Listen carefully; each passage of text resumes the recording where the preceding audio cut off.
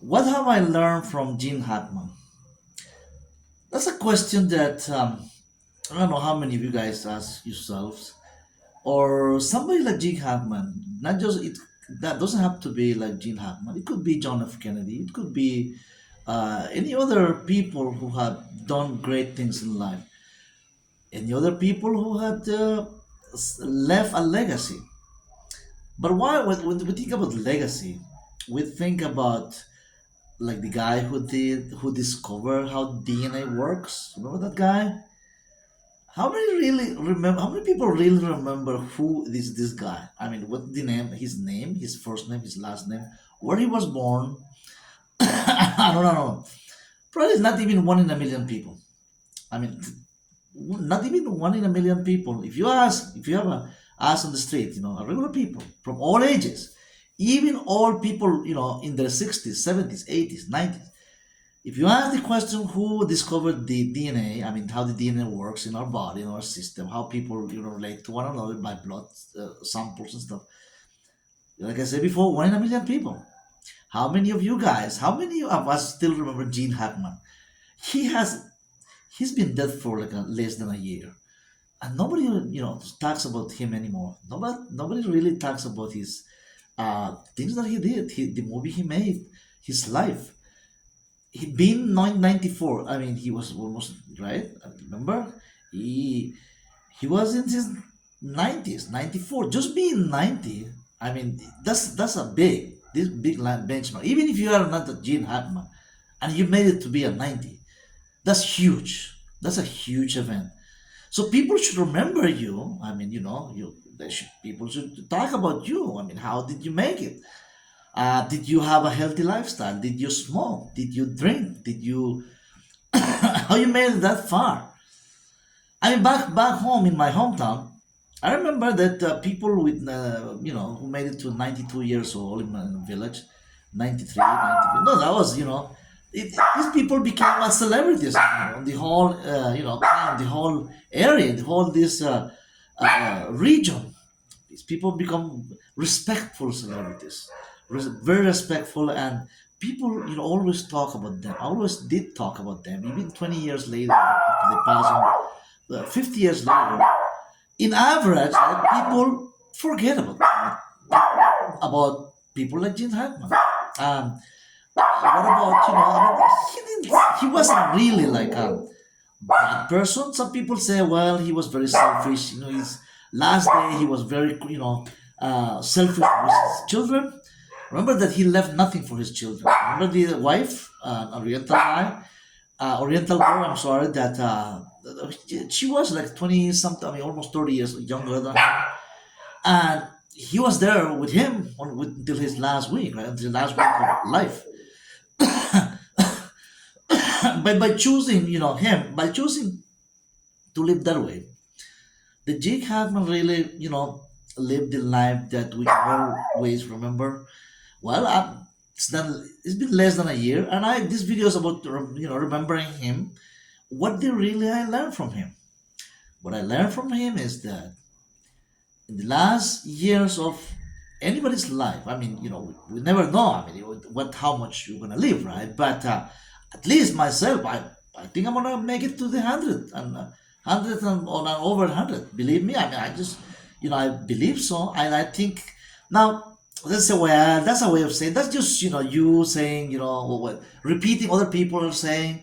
It's like an attitude that well you're gonna just you're saying that, but you're not gonna make it that far. People say, right?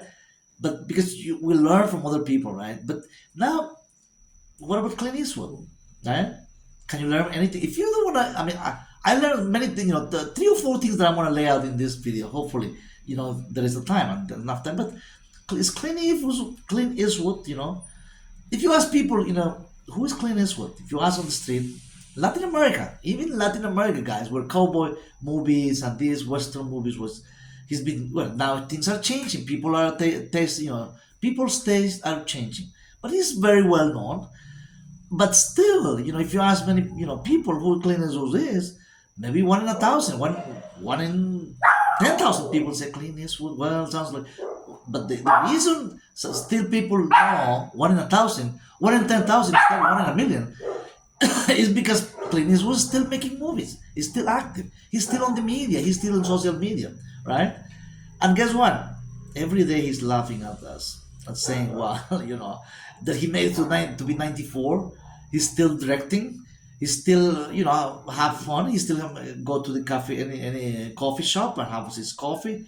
He still hang out with his friends, few friends, right? So why people, on that age, have very few friends? 'Cause Gene Hackman he didn't have no friends. I mean, no, of course not. He never had I mean, in the last 20 years, not just in the last few years of his life, he didn't have friends. I mean, he didn't really have real friends. I mean, some people, there were some acquaintances in Santa Fe, New Mexico. He was living in the New Mexico area where some people, the people, I mean, the art community, these people, with the social artistic community of New Mexico, they were, he used to hang out there, but they want to have a picture with him, of course. I mean, because he was still Gene Hackman. But real friend, come on, no. I mean, his wife, of the last, during the last 30 years, she was by his bedside, right? He was by his, every morning, every night. I mean, she was, I mean, of course, he was for her, she was for him.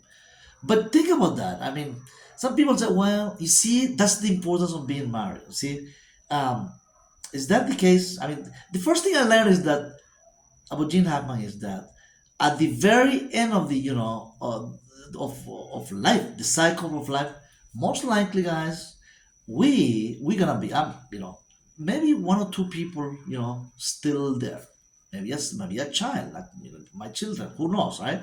I might be one or two, not even all of the children. I mean, if you guys have 7 8 children, average in Latin America, Southeast Asia, in the US too, people have 6 7 children, maybe one or two, for different reasons, because life changed, guys. Life really changed. Everything changed.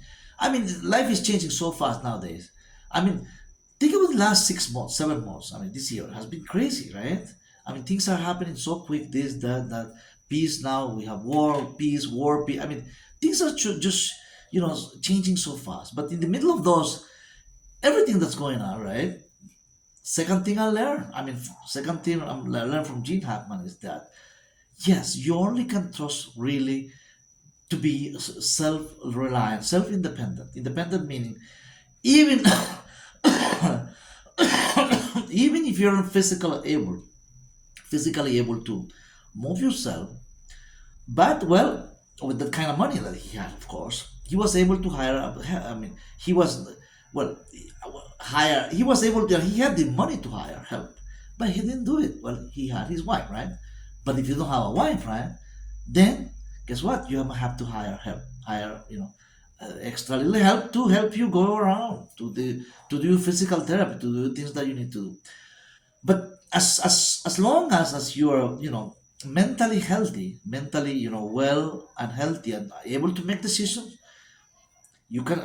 Clint Eastwood is making his own decision, guys. 94, and when he's 100, he will be still making his own decision. That's my take.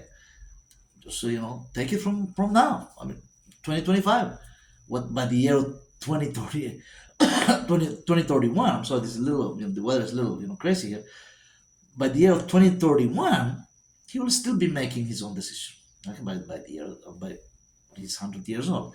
So if he's keeping that second really, second point of having independence, right? At least to making a decision, even if Clinton was not able to move out of his house, right, out of his yard, right, like just like Gene Hackman did, like the last few days of his life, that he was able to.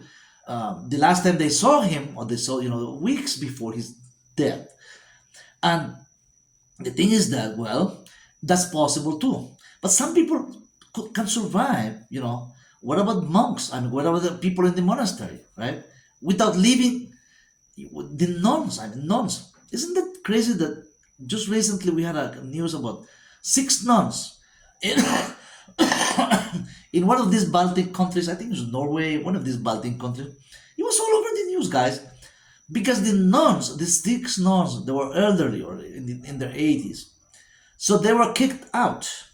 Think about this, from the church. I mean, This monastery, this place, was run by the church. Yes, yes, by the church. And these nuns who dedicated all their lives to care for others, right, to help, to do missionary work in that country. At the end of almost their lives, of course, they weren't kicked. They were kicked out. I mean, they said they were, expelled from that place where they've been there for 30, some 40, 50 years in that monastery, living a life of Christianity, a life of religious life. But why they were kicked out? According to that news, they were kicked out because they were old. They were too old and too sick to be there. And you know what happened? At the end of the day, I mean, they went and they were kicked out to a nursing home in that country. I think it's Norway. They were kicked out and placed to a nursing home. In a nursing home, with the excuse, with the idea of they can get medical care there as they needed, because some of them, of course, that's a fact, right? They were a little sick. In their 80s, not able to, they were barely able to, walk inside the monastery, this huge building, all kind of building, all building. So they were placed in a place where, they had, they just, sitting there on the couch watching TV, just like all the other, residents of the nursing home, right? Doing a routine every day, people watching over them, supervising them. And in the monastery, they have freedom. Even in a close location, they had freedom. Yes, they did. This much. Gene Hackman had the same freedom. Gene Hackman has a big property, right? Dogs, outside, farm. I mean, this is a place, a few miles from the Santa Fe, New Mexico, from the city, right? But this was totally farm, totally countryside. So he had the freedom to get up wherever he want to get up, walk outside at least, short distance. But he still had the freedom, to be not be in a nursing home. Once you are in an institution like a nursing home, or even assisted living facility, right? Freedom. Item number three, topic number three about what I learned from Gene Hackman is freedom, guys. If you're not able to make a decision, if you can't even make a decision in the last 25 of your life, 30 or 10 years, even in your last few years of your life, to go outside to the front yard, or to go, to the backyard, to walk your dog, on the street. I mean, if you are able, if you can wheel your wheelchair, and walk your dog, if you are still able, you can have that's freedom, guys. Can you really walk your dog at the nursing home? Or, can you really? No. I did work. I have done work at the nursing home. There, we supervise every resident, even well able bodied people in their early 70s. I mean, 65, 70. I was in charge of supervising my residents. I had 12 residents on my charge. And what I had to do, I couldn't let them go anywhere. I mean, let them through the door. The door was always, there's an alarm. You see, nursing home residents, they have something on their ankle. If they leave home and they leave the door, the facility, the premises, that alarm will go off. We have to do a head count every now and then, every couple hours, to see if nobody leaves, the facility. So there is no, can't even leave to the facility to, and some even residents, in nursing homes, they can even walk. I mean, they walk to the cafeteria, walk to the physical therapy, walk. If they can walk, come on, guys, can they walk? Have a little more freedom. There's no freedom, of course, and that's what the nuns of this, Nordic country, Norway, I think it is. They couldn't live. They couldn't, they have their freedom cut off. That's the way. Once you freedom is so beautiful. Once you lose it, like those, being a nursing home. I mean, I'm not saying people who are really bedridden, or people who really with a bad situation, stage 4 cancer, with, that you really can walk, you can do anything. I mean, right? At least, that you can really, I mean, mentally, totally mentally able to decide things, right? You have dementia, acute dementia, acute, mental health issues. Of course, you need to be in a facility. I'm not talking about that. But these nuns, right? These nuns were there. They were still okay mentally. They were just old, very old. I mean, over 80 years old, and some illnesses, But they were mentally, able to think of themselves. And guess what? These nuns, they came back from help from their own former students. Remember, this was a like a monastery, but it was like a convent, right, with students, right? And these former students came and helped them out to go back, do their vegetable garden. They did the vegetable garden. They were self-reliant. They can make cookies, sell baker. They could still do work, productive work. Do sell bakery, do things that are on the house, grow their vegetables and sell it. I mean, make a little business to be self-reliant if they didn't get help from anybody, right? So freedom. That's the item number three I learned from Gene Hackman.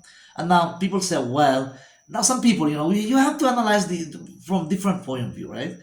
From that, well, what about if you just walk and never come back you don't know how to come back? Of course, I mean, if you have a situation in which you have a dementia, you have Alzheimer, different acute issues that comes with age, I understand that part. But many millions of people, this way, the way of thinking, what happens is that millions of people are still in institution because of the pressure of the family pressure, especially in Western society. I mean, uh, in the U.S., Canada, I mean, Europe. I'm not blaming Australia. I mean, I'm just not just European countries, but Australia and New Zealand and all these places. Even in Japan, even some Oriental Asian countries, there's a pressure that that if you don't make the decision to your children will make it, right? The children, the family, close family members will make it. Even your husband, your wife. I mean, think about that. I mean, when they get so sick and tired of taking care of you, just because they're getting sick and tired of taking care of you, they would, they want to put you in a nursing home, cut off your freedom. I mean, think about people close to you, people who you really love all your life, the people you take care of all your life, and they will at the end. I say, well, they get tired, sick and tired, of, taking care of you, maybe, perhaps. But is that really love? Well, you have to think about that. I mean, even myself, I have to think about how my parents, did I take? I'm not saying I'm perfect, guys. Here, did I take all, took care of my friends 100% full? I did the best I could. The help that I could do with, I still think about it sometimes. I look to myself. Did I did enough? Have I done enough, for my parents? Even, with God's law, they say, honor your father and your mother. That's honoring, and it still strikes me. Every once and then I think about it, guys. And I really think if I have, and I'm not sure. When I think about things, I say, well, did I do enough? Am I doing still enough, man? I just think about myself. Think about what if I can sleep well at night. I mean, do I have? I know other people who has done more than me. I mean, believe me.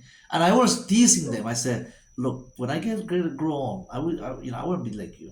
Of course, I'm teasing them. Of course, sometimes some guys or ladies who are younger than me, friends. When I see how close they are with their parents, with the elderly parents or grandparents. I mean, in different society, right? In Southeast Asia, Latin America, people there's so much respect for the elderly. I mean, which the respect is that you don't throw the elderly. I mean, the elderly grandparent throw it in the nursing home just because Well, that's it, right? That's where they belong. That's me. That's people openly say it. It's a nursing home material. Think about that. How cold that sounds. Nursing home material.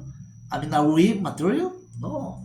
I mean, what happens? The culture takes. The culture tells you that. Oh, by the way, by the year when you reach 30 years old, you should have done this. There's so much pressure in some cultures, right? If you reach 30 years old, you should have done this. You should be this.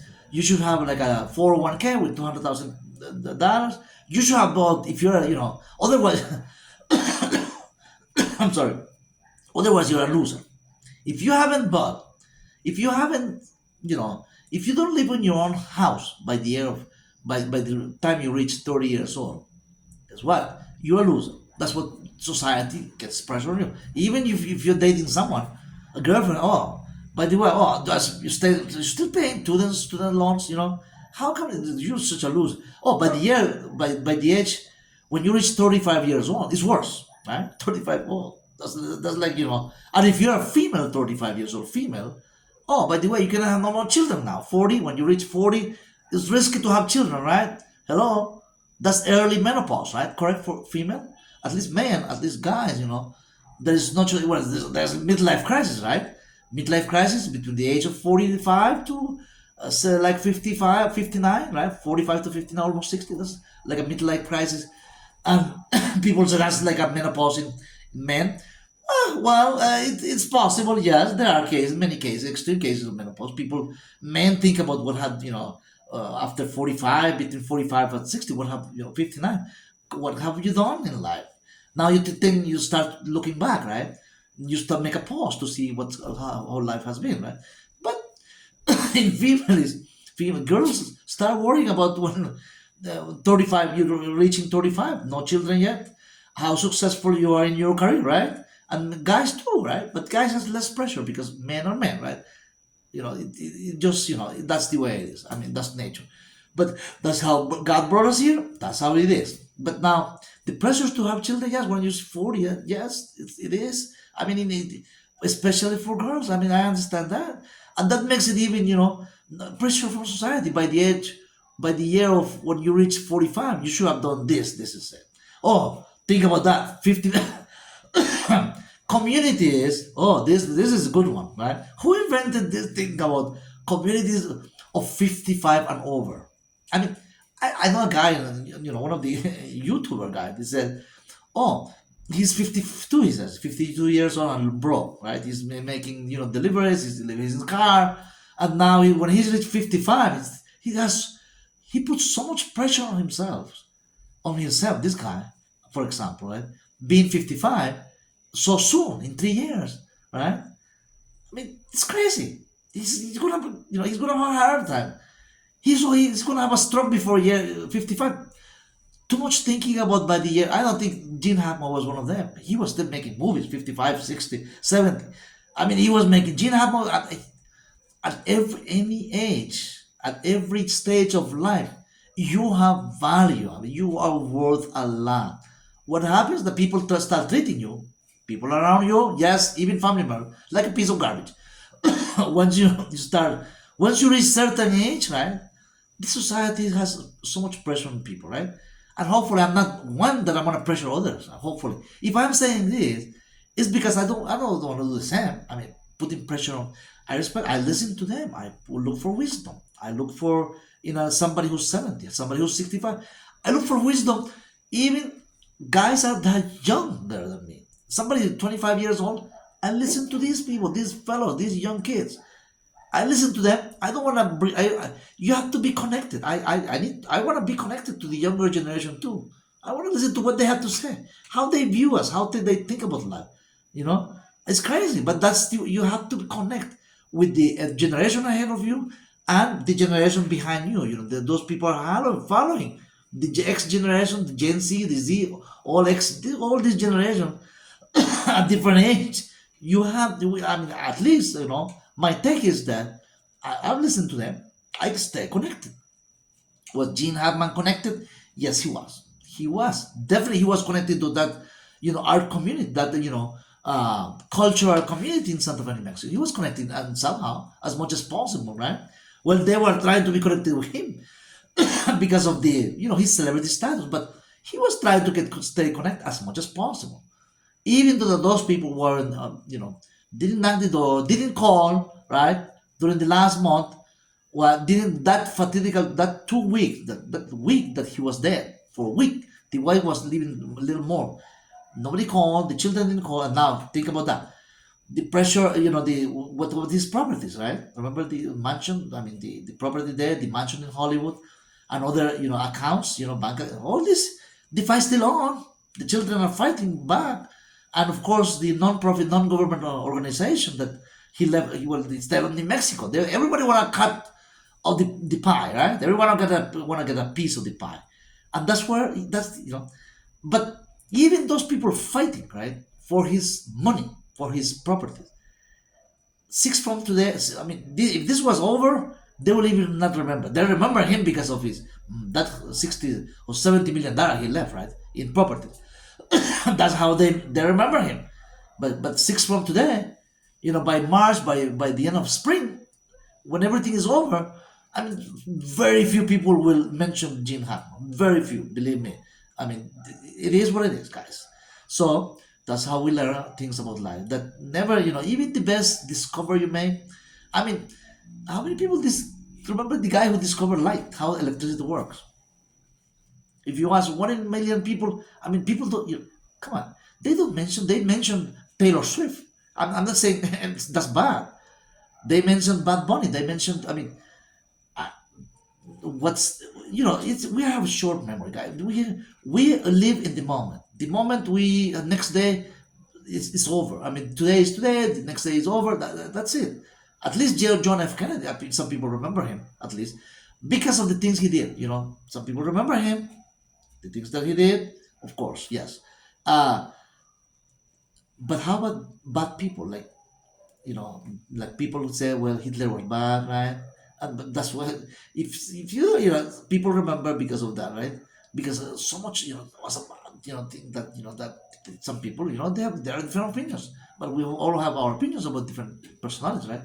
But that's what things how things go, guys. So those are the things, three, four things that I want to mention. What have I learned from Gene Hackman, guys?